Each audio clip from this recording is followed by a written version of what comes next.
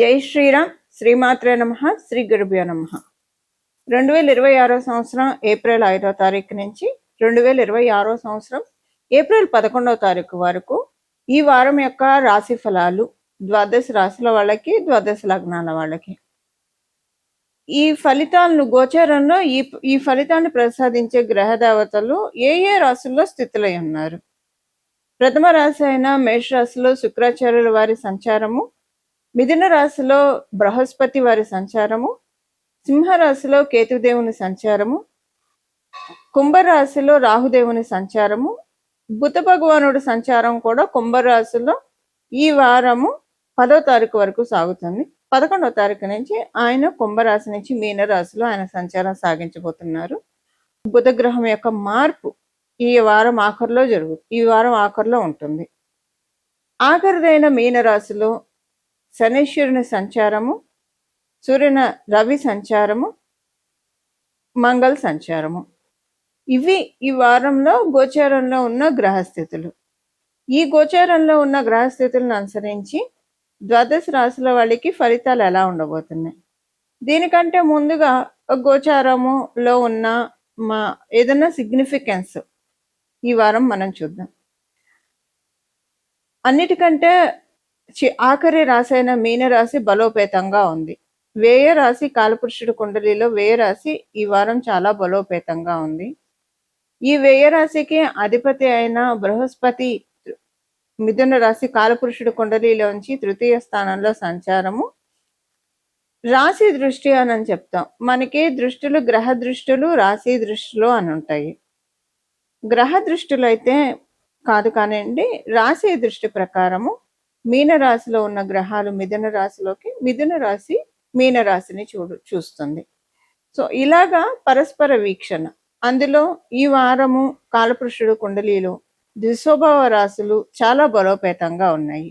ద్విస్వభావ రాశులు బలోపేతంగా ఉండడము, ద్విస్వభావ రాశుల్లో ఒకటైన మీనరాశి ఈ వారం బలంగా ఉండడము, మీన రాశ్యాధిపతి అయిన బృహస్పతి ఇంకొక ద్విస్వభావ రాశి అయిన మిథున రాశిలో సంచారం చేయడము, వీటన్నిటిని మనం పరిగణనలోకి తీసుకుంటే ఈ వారము గోచార గ్రహస్థితుల రీత్యా ద్వాదశ రాశుల వాళ్ళకి, ద్వాదశ లగ్నాల వాళ్ళకి ఎలాంటి ఫలితాలు ఉండబోతున్నాయో ఇప్పుడు మనం తెలుసుకుందాం. కుంభరాశి కుంభ లగ్నంలో పుట్టిన వాళ్ళకి ఈ వారము కుంభరాశిలో పుట్టిన వాళ్ళకి మీకు ద్వితీయ స్థానం బలంగా ఉంది, పంచమ స్థానం చాలా బలంగా ఉంది. ద్వితీయ పంచమ స్థానాలు బలంగా ఉండడము, అలాగే మీ రాశికి పరిపూర్తి రాజయోగాన్ని ఇచ్చి శుక్రాచార్యుల వారు మీకు తృతీయ స్థానంలో సంచారం చేయడము. ఇవన్నీ ఏంటంటే మీకు ఈ వారము కొన్ని న్యూ థింగ్స్ కి, ఇన్నోవేటివ్ థింగ్స్ కి స్కోప్ ఇస్తూ ఉంది. ఏదన్నా కొత్త పనులు ప్రారంభిస్తారు మీకు తెలియకుండానే. అంటే ఇప్పటిదాకా మీరు ప్లాన్ చేయనివి ఏవైనా సడన్ గా కొత్త పనులు మీరు చేపడతారు. లేదా ఒక టూర్కైనా వెళ్ళొచ్చు. కొత్త పనులు కాకపోతే అలా సడన్ ఒక టూర్కి వెళ్ళాల్సి వస్తారు. ఇప్పుడు మీరు ఒకవేళ టూర్కి వెళ్తే కనుక మీరు వెళ్ళింది ఏదైనా పని మీద వెళ్తే ఆ పని సక్సెస్ఫుల్గా అవుతుంది. పని మీద వెళ్ళలేదు, జస్ట్ మామూలుగా వెళ్ళారు. ఈ టూర్కి డబ్బులు ఖర్చు పెడతారు కదా. వెళ్ళడం అంటే ఊరికి అయితే వెళ్ళి రాలేం కదా, ఖర్చు అవుతుంది కదా. ఈ ఖర్చు మీకు మంచిది, ఎందుకంటే ఇదే మీకు ఫైనాన్షియల్గా ప్లస్ చేస్తుంది. అంటే ఆ టూర్కి మీ ఫైనాన్షియల్ ప్లస్ అనే మ్యాటర్కి సంబంధం లేకపోయినా, ఆ టూర్ వల్ల కాకపోయినా మిగతా విషయాల్లో అంటే ప్రతిదీ ఒక ఎనర్జీ క్యాలిక్యులేషన్ ఉంటుంది. మనం చేసే ప్రతి పని ద్వారా ఒక ఎనర్జీ ఉంటుంది. ఆ ఎనర్జీ వల్ల మనకి సక్రమమైన శక్తో లేదా నెగిటివ్ ఎనర్జీనో రెండిట్లో ఏదో ఒకటి వస్తుంది. సో ఇప్పుడు మీకు సానుకూల శక్తులు మీకు గ్రాస్ప్ అయ్యే ఛాన్సెస్ చాలా ఎక్కువగా ఉన్నాయి. మీ రాశి మీద దేవగురువైన బృహస్పతి నవమ దృష్టితో ఆయన చూడడము, ఇది మీకు ఒక భాగ్యకరమైన అంశం. పంచమ స్థానంలో ఆయన ఉంటూ నవమ స్థానమైన మీ రాశిని ఆయన చూడడం, ఇది ఒక సౌభాగ్యకరమైన అంశం. మీ సంతానానికి సంబంధించిన గుడ్ న్యూస్లు ఈ వారం వింటారు. సంతానానికి సంబంధించి చాలా సంతోషంగా అనిపిస్తుంది. అలాగే ఎక్కువగా గ్యాదరింగ్స్ కూడా ఉంటాయి ఈ వారము. పంచమ స్థానంలో గురు భగవానుడు బలోపేతంగా ఉండడం, మీకు ద్వితీయ స్థానంలో మల్టిపుల్ ప్లానెట్స్ సంచారం చేయడం వల్ల గ్యాదరింగ్స్ ఎక్కువగా ఉంటాయి. ఈ గ్యాదరింగ్స్ కూడా మీకు చాలా సంతోషకరంగా అనిపిస్తుంది. మీరు చేపట్టే ఉద్యోగ వ్యాపారాల్లో చక్కటి అనుకూలత ఉంటుంది. మీరు కనుక రియల్ ఎస్టేట్ వ్యాపారం చేస్తూ ఉంటే దీంట్లో కొంచెం మీకు వ్యాపారం అయితే బాగా సాగుతుంది. అందులో అయితే డౌటే లేదు. కాకపోతే ఏదన్నా వ్యాపారానికి సంబంధించి ఏదన్నా బ్లాకేజ్ ఉంటే, ఈ పని పెండింగ్ ఉంది, అవ్వట్లేదు, ఇదొక్కటి అయిపోతే ఇవన్నీ సేల్ అయిపోతాయి. ఇలాంటివి ఏమైనా ఉంటే అవన్నీ కూడా మీకు వైదొలిగిపోతాయి. చేయగలుగుతారు. కథ ఒకటే ఏంటంటే మీకు ఒకవేళ మీకు కొంచెం కమ్యూనికేషన్స్ విషయంలో జాగ్రత్తగా ఉండాలి. వీటిల వల్ల మీకు ఇప్పుడు సేల్ అవ్వడానికైతే ఏమి ఇబ్బంది ఉండదు కానియండి, మనశ్శాంతి కోల్పోతారు. సో కొంచెం చిన్నగా గొడవలు రావడానికి ఛాన్సెస్ ఎక్కువగా ఉంది కాబట్టి ఈ విషయంలో కొంచెం జాగ్రత్తగా ఉండాలి. ఇది అంతా కూడా బాగుంది కుంభరాశి వాళ్ళకి.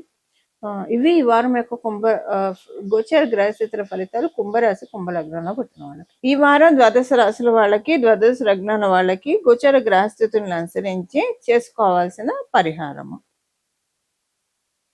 ఈ వారం అంతా కూడా లలిత అమ్మవారి ఆరాధన.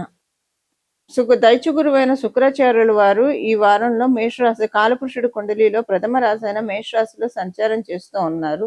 సంచారం ఉంది.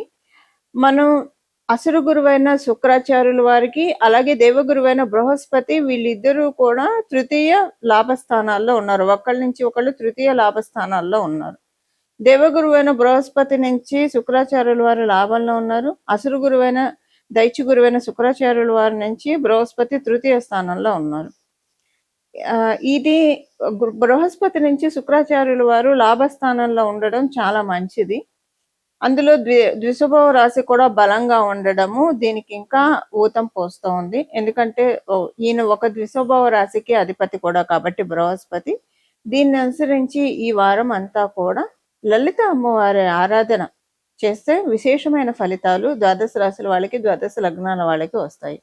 లలిత అమ్మవారి ఆరాధన అంటే మీరు లలిత సహస్రనామం చదవచ్చు, లలిత అష్టోత్తర శతనామావళి చదవచ్చు, అలాగే లలిత చాలీస.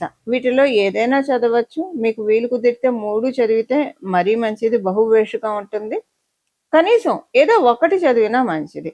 మీకు లలిత సహస్రనామం చదవడానికి కుదరలేదు, లలిత చాలీస పారాయణం చేయండి. చాలా బాగుంటుంది. లలిత చాలీస పారాయణం చేస్తే మీకు అది పారాయణం చేసిన వెంటనే మనసుకి చాలా ప్రశాంతతని మీరు డెఫినెట్గా చూస్తారు. ఇది లలిత అమ్మవారి కృపా కరుణ మనందరి మీద. ఇవన్నీ చేసుకుంటూ కూడా మీకు వీలుంటే కనుక మనసులో లలితాదేవ్యే నమః, లలితాదేవ్యే నమః, లలితాదేవ్యే నమః, లలితాదేవ్యే నమః అని మనసులో జపించుకుంటూ ఉండండి. ఇది నామ జపం కాబట్టి మీరు ఏ సమయంలో అయినా సరే ఈ నామాన్ని జపించుకోవచ్చు. అంటే ఏ పని చేస్తూ ఉన్నా మనసులో నామస్మరణ చేసుకుంటూ మీ పనులు నిత్య దైనందిన జీవితంలో మీ పనులు మీరు సాగించవచ్చు. జగదంబ అయిన లలిత పరాభట్టారిక ఆశీస్సులు మనం పొందితే, అందులో ఇప్పుడు ఉన్న కండిషన్స్ మనం చూస్తే ఈ సంవత్సరము పరాభవ నామ సంవత్సరంలో బృహస్పతి అతిచారంలోకి వెళ్ళడము, ఇలా చాలా మార్పులు జరుగుతూ ఉన్నాయి. అందువల్ల ఇప్పుడు మనకున్న గోచారంలో ఈ గ్రహస్థితుల రీత్యా అత్యంత భక్తి శ్రద్ధలతో లలితాదేవిని పట్టుకుంటే కనుక వాటి వల్ల మీ జన్మ జాతకం రీత్యా ఇప్పుడున్న ఈ సంవత్సరంలో రాబోయే గోచార గ్రహస్థితులు ఏమన్నా ఇబ్బంది పెట్టాల్సి ఉంటే వాటి నుంచి 70% మనని మనం పరిరక్షించుకోవడానికి అవకాశం ఉంటుంది. ఒకవేళ మీ జన్మకుండలి గోచారానికి బాగా ఫెచ్చింగ్ ఉంది, జన్మకుండలిలో చాలా మంచి దశలు ఉన్నాయి, మంచి రిజల్ట్స్ చూస్తారంటే ఇప్పుడు ఈ నామస్మరణ చేయడం వల్ల మంచి విపరీతమైన శుభ ఫలితాలను చూడడానికి ఆస్కారం ఉంటుంది. అశుభ ఫలితాలన్నిటినీ నాశనం చేసే పరాదేవత, శుభ ఫలితాల్ని మంగళకరమైన ఫలితాల్ని మనకు అందించే దేవత లలితా పరాభట్టారిక. అమ్మవారి పాదాన్ని మనం కనుక పట్టుకుంటే జీవితంలో సాధించలేనిదంటూ ఏమీ ఉండదు. ఇలా మనం అందరం కూడా అమ్మవారి కృపకి పాత్రలు అవ్వాలి. ఇలాగే మీకు ఇష్టమైన దేవతల ఆరాధన కూడా మీరు చేసుకోవచ్చు. లలిత అమ్మవారి ఆరాధన ఈ వారం చేస్తే కనుక చాలా అంటే చాలా మంచి ఫలితాలు వస్తాయి. అమ్మ ఆలకిస్తూ ఉంటుంది. ఎందుకు ఈ మాట చెప్తున్నానంటే తృతీయ స్థానంలో గురు భగవానుడు. తృతీయ స్థానము కమ్యూనికేషన్స్ని సూచిస్తుంది, మన చెవుల్ని కూడా సూచిస్తుంది. అక్కడ గురు భగవానుడు బృహస్పతి సంచారము మనం ఇప్పుడు చేసే మన మనసులో ఉన్న కోరికలు, ధర్మబద్ధమైన ప్రతి కోరిక, అలాగే మనం మనం చేసే జపం కావచ్చు, పారాయణం కావచ్చు, ఇవి దేవగురువైన బృహస్పతి ద్వారా అమ్మవారికి అంటే దేవగురువైన బృహస్పతి మనకి ఫలితాలను అందిస్తాడు. మనం చేసిన ప్రతి మంత్రం కావచ్చు, ఈ అనుష్ఠానాలన్నీ కూడా గురుబలాన్ని పెంపొందిస్తుంది. గురుబలం ఒక్కసారి మనకి పెరిగితే అదృష్టపు జల్లు అని చెప్పడంలో ఏమాత్రం సందేహం లేదు.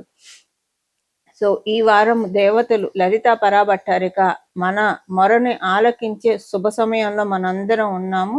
దీన్ని మనందరం కూడా క్యాచ్ హోల్డ్ చేసుకోవాలి మనం చేసే ఈ పరిహారం ద్వారా. ఇలా మనమందరం కూడా సనాతన ధర్మంలో ఉన్న ప్రతి ఒక్కళ్ళు కూడా లలితా పరాభట్టారిక అమ్మవారి ఆశీస్సుల్ని పొందాలని చెప్పి మనస్ఫూర్తిగా మనందరి తరఫున లలితా పరాభట్టారిక చరణాలకి ప్రణామం చేస్తూ మంగళం. నమో భగవతే వాసుదేవాయ. జై శ్రీరామ్.